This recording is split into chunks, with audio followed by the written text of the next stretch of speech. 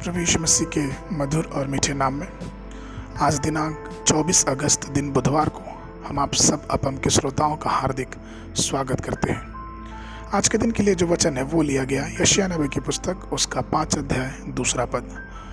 वचन कहता है, उसने उसकी मिट्टी खोदी और उसके पत्थर बीनकर उसमें उत्तम जाति की एक दाखलता लगाई। उसके बीच में उसने एक गुम्मट बनाया और दाखरस के लिए एक कुंड भी खोदा। तब उसने दाख की आशा की, परंतु उसमें निकम्मी दाखें ही लगी।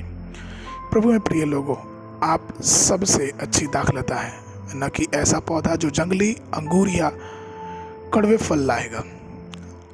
अपने कलवरी प्रेम के माध्यम से प्रभु आपको सबसे अच्छी दाखलता के रूप में देखता है। जैसा कि दाखलता उसके साथ जुड़ी होती है और वह उसकी दुल्हन कलीसिया के रूप में समर्पित मीठी दाखलता के रूप में आप सबसे अच्छी दाखलता है। हमारे देश में कई किस्म के अंगूर होते हैं, लाल अंगूर, काले अंगूर, हरे अंगूर। हमारे पास बीज रहित अंगूर भी होते हैं जो बहुत स्वादिष्ट होते हैं। अंगूर की खट्टी किस्में भी होते हैं जो स्वाद में बहुत अम्लीय होती हैं। लेकिन आपको परमेश्वर की दाख की बारी में सबसे अच्छी दाखलता के रूप में बने रहना है। आप एक बार इस्राएल के राष्ट्रमंडल से परदेसी थे और प्रतिज्ञा की वाचा से अजनबी थे।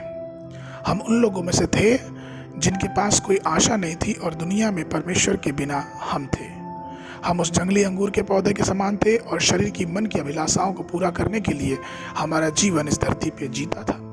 इफिसियों की पत्री उसका 2 अध्याय 3 पद। उस अवस्था से कि आप जानते हैं कि कैसे प्रभु ने आपको अपनी दाख की बारी में सबसे अच्छी दाखलता के रूप में स्थापित किया। इफिसियों की पत्री 2 और 6 और 7 पद कहता है, और मसीह यीशु में उसके साथ उठाया और स्वर्गीय स्थानों में उसको बैठाया कि वह अपने उस कृपा से जो मसीह यीशु में हम पर आने वाली है, उस आने वाले समय में अपने अनुग्रह का असीम धन दिखाए।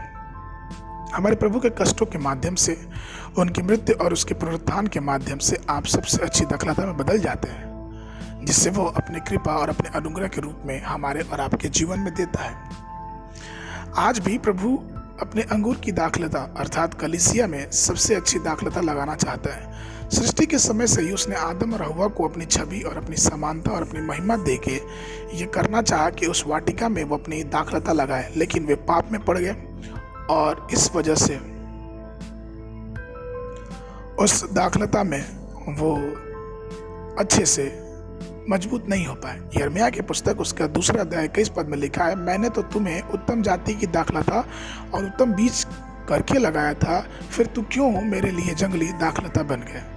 अर्थात परमेश्वर ने हमारे जीवन को आशीषित किया था, लेकिन हमारे पाप में जीवन की वजह से हम परमेश्वर से दूर होते गए। तो प्रभु में प्रिय लोगों, आज भी परमेश्वर हमें अच्छी दाखलता और अच्छी दाख की बारी में रखना चाहता है।